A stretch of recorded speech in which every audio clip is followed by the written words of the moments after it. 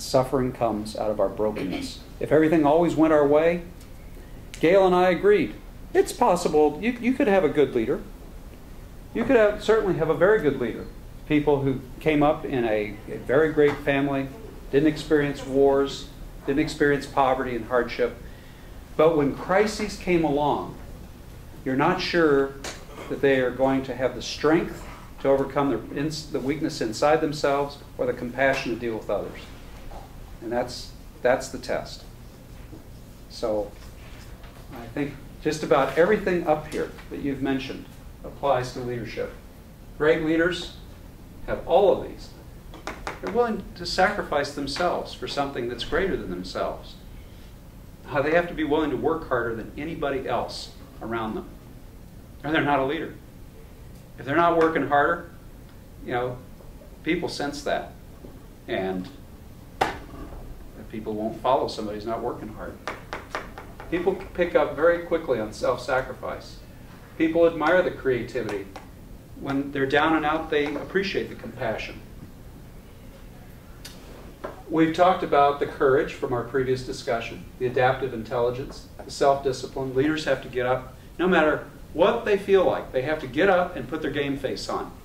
They have to continue to go back and say, and not reveal to the people around them when they're having a horrible day. Maybe they're physically sick. Maybe something's happened at home. They have to put their game face on and just bull through it. Leaders have love. They really do. They love a cause. They have passion for what they're doing. They also have love in the Greek sense of philia.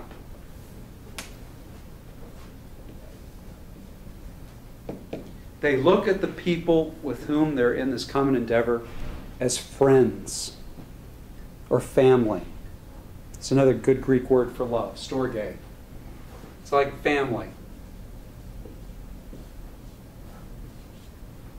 They have this capacity to express compassion for each other, to motivate, because they genuinely do love the people around them. Not in the in-love sense, obviously, but in these more refined Greek senses that the Greek language has taught us. To the point of agape, the old Greek word for that self-sacrificial love that a parent shows for a child. And by analogy, we're taught in the theistic religions, whether you're Jewish, Christian, or Muslim, agape is that love that God shows for us as people. Self-sacrificial love. Leaders do a lot of self-sacrificing. That's a great mark, and that is a form of love. We've talked about the relative sense. Complex communication, of course, is fascinating.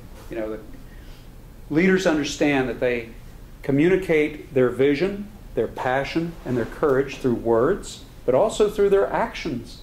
Actions do speak louder than words. What does the leader actually do?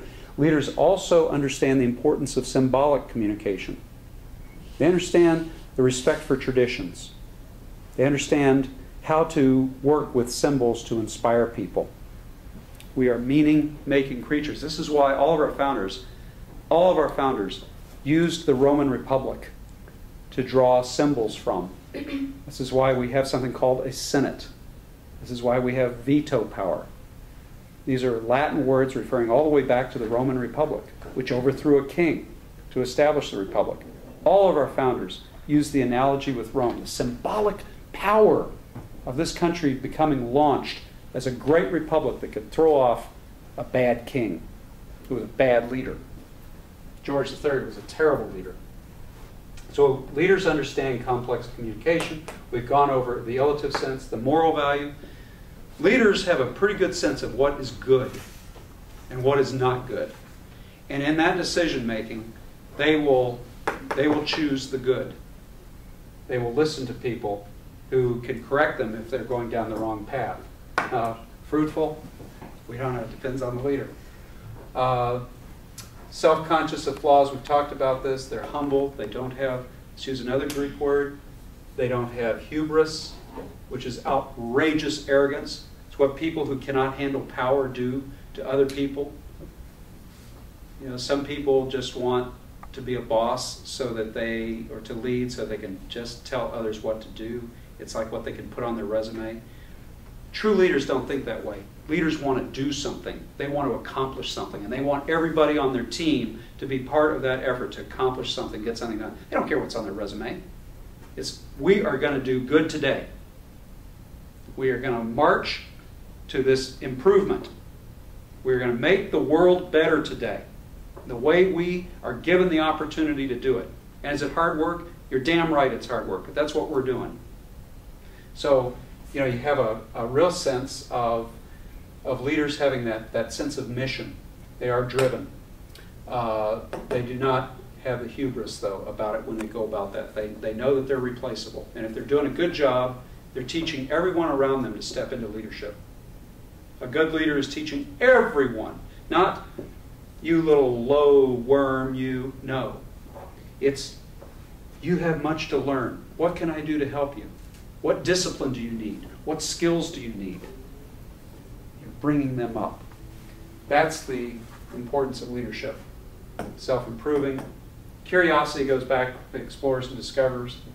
These are great qualities of the human person. We treasure them in each other, and we treasure them in our leaders. Do you have any questions? Okay, well, Brian, I'm going to turn this back over to you. I want to thank you very much for being a part of our first official Haldenstein Center workshop. There will be many more workshops. Brian will be giving a workshop a little bit later. I have many more talks in me as well, and interactive presentations that I hope to see you in the future, and we can go through this some more. Thank you very much for coming.